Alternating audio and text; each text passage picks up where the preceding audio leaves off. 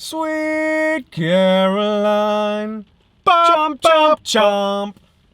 I ate that person's ass. Oh. What's your favorite Jesse Plemons movie? Oh, man, the Plemster. I really don't know, actually.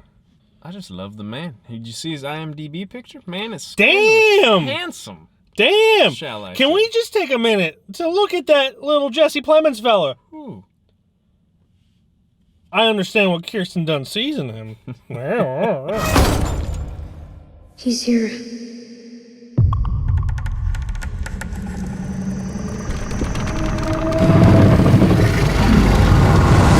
Welcome again to another Keystone Film Review. This time we are talking about Antlers. Mm-hmm. Yet another in the long list of movies that have been delayed for so long because of the Panny D. Mm-hmm. Once Upon a Time in April 2020 got pushed back twice, and here we are right at this moment, finally. Yes.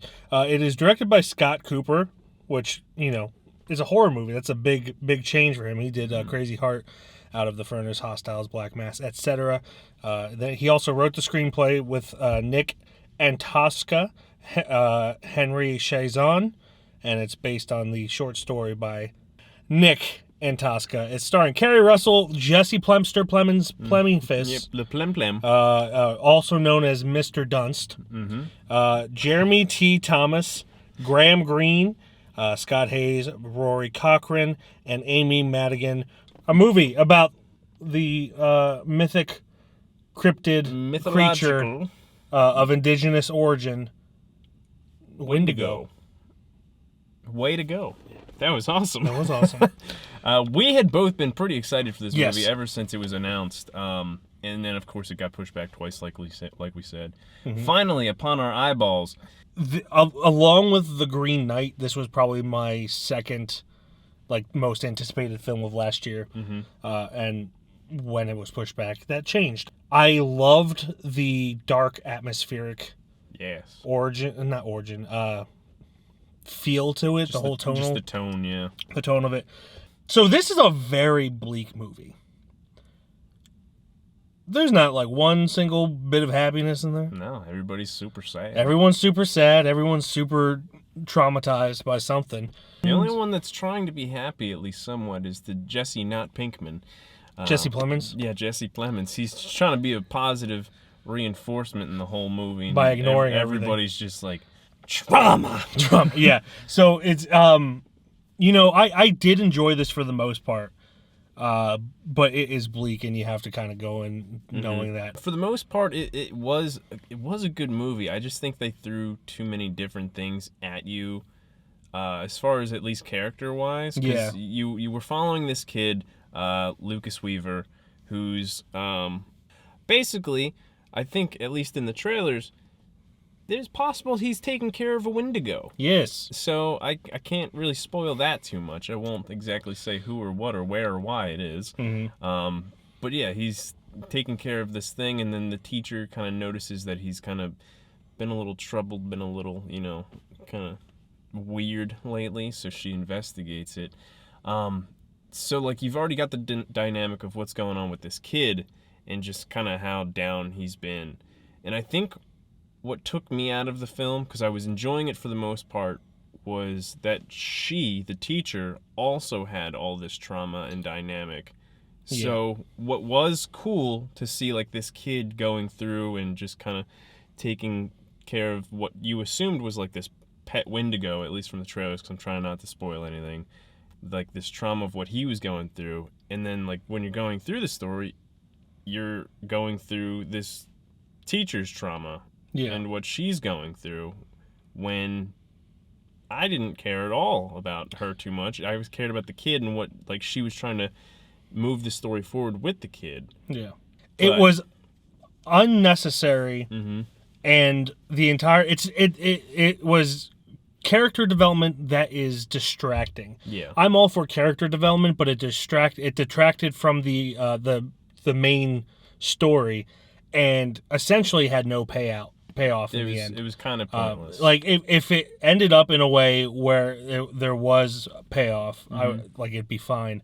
But In a way, it kind of does at the end, but we'll talk about that in a minute. Yeah. But yeah, like the whole time you're enjoying the parts where this kid is going through, and trying not to say too much, where he's trying to go through all this with the Wendigo, and then you've got her who's just like trauma dumping and just giving you unnecessary exposition on her life. By far I know we've spoken about him many times, by far the best part about this movie, other than, the kid's kind of story and what he was going through, was Jesse Plemons, honestly. And just like him. Great performances all around. Yeah. Just to throw that out there. But Jesse Plemons, the thing I liked a lot was the dynamic between Kerry Russell and Jesse Plemons. Both were brother and sister. Both were abused by their father. Again, that story detracted from the main story. But the thing that I liked is that they dealt with it in different ways. Yeah. Whereas like Kerry Russell wants to talk about it and tells everyone, and it comes to a point where she's like trauma dumping on Jesse Plemons, and I'm not gonna get too much into it, and he's just like, you have no idea what I went through. Yeah. It's a good show of the two different kinds of well, there's more than two different kinds. Yeah, but because she big plot point is she leaves when they're kids. Yeah. And so honestly, that plot doesn't matter. Like, It we could literally talk does about not, yeah. that plot all we want, but I really like that because it really showed that like he was traumatized too. He's just dealing with it in his own way, and I thought that was a nice touch. But yeah, Jesse Plemons is great, isn't it? Sorry, I didn't mean to interrupt. No, you. you're good. But other than that, it's really a hard movie to talk about, even Without getting into spoilers. Even with going into spoilers. Yes. Really, all we have to talk about really is kind of the end. Yeah. At least for me. One thing. Sorry. Go. No, I swear, started. you're so gorgeous, I'll let I you do it. started interrupting you again. Go ahead. No, the only thing I wish is that like the Wendigo is an indigenous story, and not to be like woke culture or anything. I do kind of wish they told it more from the indigenous side. Yeah. It was cool to see Graham Greene's character talking about it, and I do kind of like how they did it, but I wish indigenous people were involved more than just Graham Greene being like exposition dumping. Yeah. But other than that, like it's a solid film. I don't think it's like whitewashing at all. I could, maybe I'm wrong, but I didn't feel like it was. I mean, it's really hard to say. Yeah. On that. There was only one Native American dude. Yeah. Everybody else was really. In that sense, it's whitewashing. Yes. But like as far as But like taking the myth. Yeah, they didn't do the dynamic where it's either the one dude talking about it or the whole group, and they're just like, I'm staying the fuck away from you guys. Yeah. This is all you white people. How dare you? Yeah. It's tough. I like the cinematography. I like the landscapes. Great cinematography. Landscapes were amazing, and it was a beautiful film. It was shot in Canada. So dark and everything, and just so bleak that I'm ready for spoilers when you are. I'm ready.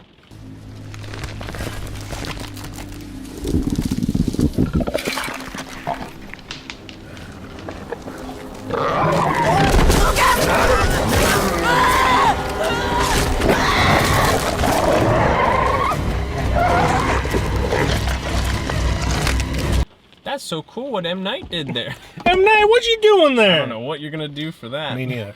The story of the Wendigo, which I actually didn't know until you talked about it briefly in the before the movie started. Mm-hmm. Wendigos are essentially human spirits that turn to cannibalism or something. That come from cannibalism. That come from cannibalism and kind of evolve and become shapeshifters in a way.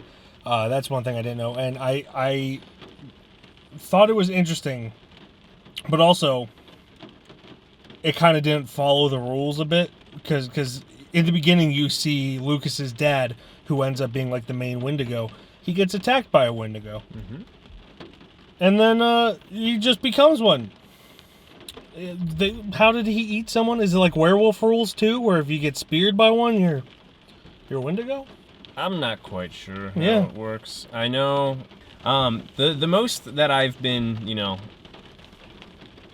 shown to was I almost said The Last of Us again, Until Dawn, which is a fantastic game, tells a great story. It's got Rami Malek in it, and he's great. Isn't Hayden Panettiere in it too? Yep. But it basically comes down to cannibalism has to happen, and then the evil spirits start haunting the person who cannibalized, was starting to chomp on the human flesh. Gotcha. Now, the question, now that you brought it up, I had totally forgot about, where the fuck was the original Wendigo? Yeah.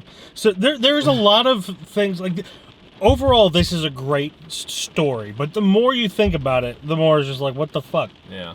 What the hell's going on? I don't know how he becomes a Wendigo and such, and even spoiler, we're already on that, Jesse Plemons becomes, or well, at least kind of gets infected by it, but he was never bitten or anything. He was kind of stabbed. Gored. He was gored by the antlers. It's very interesting. And, since it's a, mythological tale, I don't quite sure know the details. Yeah. So, if you're a professional, please don't hate me. I'm trying. Please. One of my friends, before we saw this, made a great point to me, or, like, pointed out something, and I couldn't help but, like, think about it the whole time. Everyone knows how in The Shining, Stanley Kubrick, who was ruthless to... oh God, what's her? Shelley Duvall. But was very protective of the kid who played Danny. Danny, he would like try to make sure that the kid wasn't scared. He didn't tell him what the movie was about. The kid didn't even know it was a horror movie until years later when he watched it. And in this movie, my friend pointed out, was like, there's no way that this kid came away completely fine. No, yeah, he's. I thought about him, like, I wonder how that happens with most, like, movies and kids, and just like, hey, you're gonna be an evil little fuck. Good luck. I feel like if you have the parents talk to them, and even the director talk to them, you could really get them in the right mindset that none of this is real. It's all make believe. Like specifically when he's cutting the monkey off or the head off the monkey toy. You thought that was the worst part? Well, I mean, other than the drawings, of course, I was thinking more of when he was butchering a Wolverine. Yeah, or the raccoon or skunk. Or the raccoon or the skunk, or seeing dead bodies or something. But it'd be interesting to see how, if they did protect the kid at all, how it happened. Yeah. But it's just a very, like, I really liked the movie, but there's a lot wrong with it. Yeah. The more you think about it, the more it kind of isn't as fun. But for the main part, the story of the kid was great, and what he was doing with his little brother and his dad becoming. It was kind of touching. Like it was especially trying to keep the family together. Especially when like Aiden was in the scene, the kid's brother, and like when he's pounding on the door, he's like, "Lucas, I'm hungry." Oh yeah. That was like, oh no. Feed the kid, please. That was really touching, but really anything besides that was kind of unnecessary. At least as far as the teacher went, I felt that was too. I feel like much. This. I really like Scott Cooper for his character development, but this is definitely a film that did not need character development. And I'm not saying like arcs or anything, but like we didn't need to know Carrie Russell's backstory. She could have just been a teacher, like a teacher who really cares about her students. Yeah, teachers are paid shit, so they pretty much have to, at least in public schools. Not saying that her trauma didn't matter. It's just that it was unnecessary in the story. Yes, it doesn't matter in the story, but like if she were a real person, absolutely her trauma would matter. But this is a hour 50-minute movie. The thing that's more interesting is the mythology of the Wendigo, the kid trying to keep his family together even though his dad's becoming a Wendigo. How he's becoming a Wendigo, if he didn't eat people, I don't know. We're not experts. We're not experts. So it was kind of muddled in that sense. I feel like it could have been a lot more clear. It's a weird movie because it is really good, but there's a lot wrong with it. I loved the design of the Wendigo. I loved that they tried to use practical effects for the Wendigo as much as possible. Like you could tell, especially with the horns and everything. Yeah, with the horns, it had jump scares. It did have like the jump scare trope. There was but one that got me. They were good jump Yeah. scares. They were. It's not like they were cats or anything. It was Yeah. just The ending was super rushed. super rushed. Super rushed. Super and rushed. It's really well paced until the ending. Like it could have gone another 20, 30 minutes maybe. Gary Russell annihilates this thing almost without any resistance. And kills a kid. And then she kills a kid. To her defense, the kid was a Wendigo. Yeah. But, like, this big-ass Wendigo, which just annihilated 2 police officers and just almost completely destroyed a shed, it has a tough time facing Carrie Russell and gets stabbed in the chest Yeah. with a pipe. Well, regardless. But I just had a hard time believing that she missed almost all of her shots with a pistol, and then, just... It was super rushed. I don't think that was well done at all. And it made me I sat there, and a couple reviews ago, I did a lot of this. It was Dune, where I was doing a lot of face rubbing because I was tired. This, I was doing a lot of face rubbing because I'm like, what? Why the fuck was this such a good movie, and then that just happened? Which is funny, because Scott Cooper usually draws things out, like Hostiles, which we've reviewed on this channel before.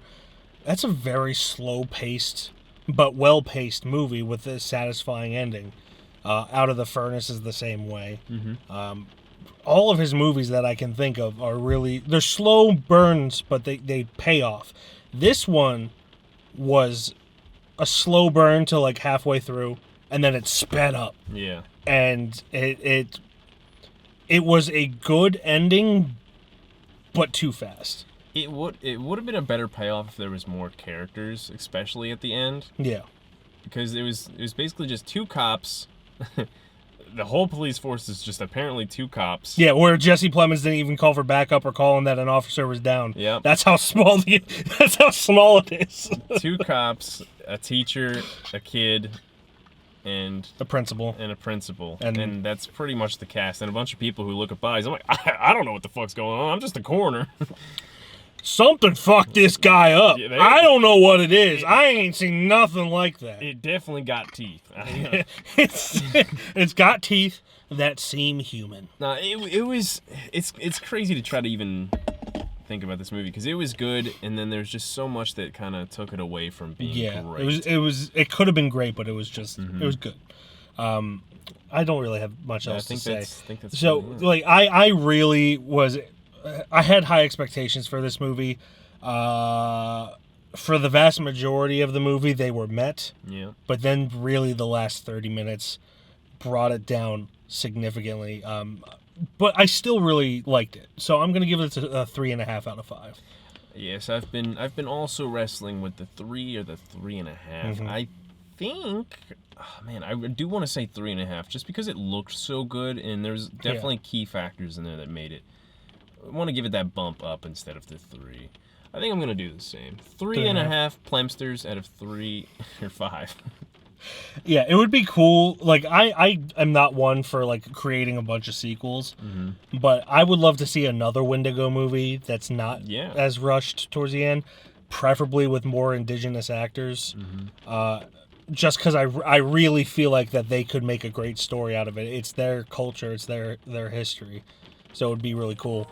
For a whitewashed telling of the Wendigo, this is pretty good. So yeah, 3.5. All right. Yeah. There it is. Sweet Clementine, Jessie Jess, Mr. Dunst, you are so cute, so cute, so cute, so cute. Bye.